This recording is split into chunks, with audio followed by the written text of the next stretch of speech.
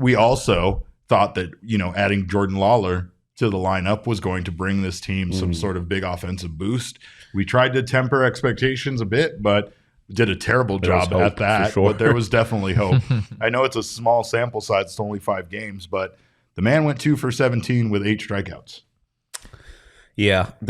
I mean, for me, the defense is more concerning at times because I feel like should not be as big of an adjustment from AAA to Major League Baseball. He's shown some really good defense at times, but then at other times he has made the ball slipping out of his glove. Basic errors, the miscommunication with Ketel Marte. He had a bad throw to Emmanuel Rivera late in this game.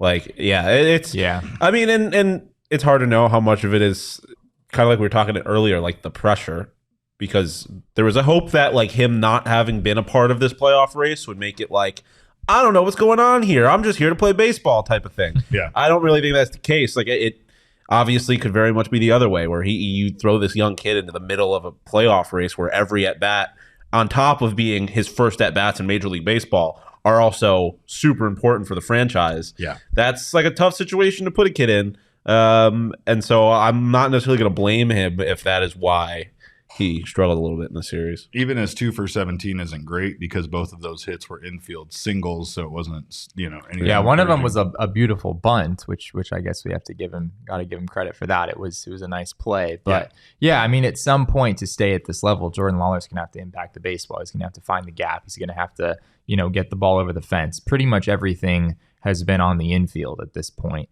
Maybe everything. I haven't gone through and looked, but I can't off the top of my head recall even a fly out to an outfielder at this point. And yeah, it's 5 games, it's 17 at bats. You're not ringing the alarm bell or anything about whether Jordan Lawlar is a bust or anything like that at this stage. That would be ridiculous. But the Diamondbacks clearly need a certain level of production. They didn't call up Jordan Lawlar. Starting shortstop. Yeah, they didn't call up Jordan Lawlar to just kind of, see what they have and, get ready for next season. They called up Jordan Lawlar because they thought he could help them win games right now. Yeah. And if he's not doing that, then you have to wonder if the Diamondbacks would consider, pulling back on his playing time or, sending him back down. The main question I have with sending him back down, though, is, okay, who's your backup shortstop then? You need someone else on the roster that you're comfortable playing shortstop.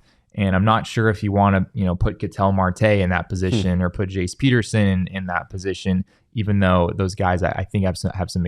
Marte definitely has experience there. I think Jace Peterson does too, but it might have been a while. So, I don't. Without Nick Ahmed in the organization, there isn't necessarily a clear backup plan here. So we'll see what they decide.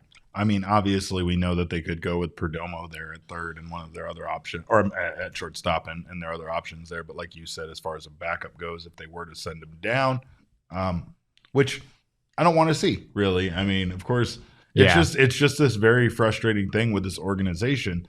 You can't really trust the offensive numbers in any way, shape, or form from Reno because guys just all look like absolute studs there. I mean, the guys they've called up that were hitting like 340 or better is countless. I mean, Jake was hitting that well. You got, Kyle Lewis, obviously, that's constantly hitting that well. And then, Jordan was putting up some incredible numbers himself down there. So yeah, it makes sense to give all of these guys a try and to continue giving them opportunities. But it's like they come up, they kind of struggle, and then they kind of make a quick decision, especially in the case of like Kyle Lewis, who doesn't seem to get a lot of time to adapt back to the major league level. So I think that's the reason why I would like to see them give him some time, give him some more at bats. Yeah. And I mean, at this point, he's not the main focal point of the reason why the offense isn't good. The main focal point is the guys you addressed earlier in Ketel Marte and Corbin Carroll and Christian Walker. Those guys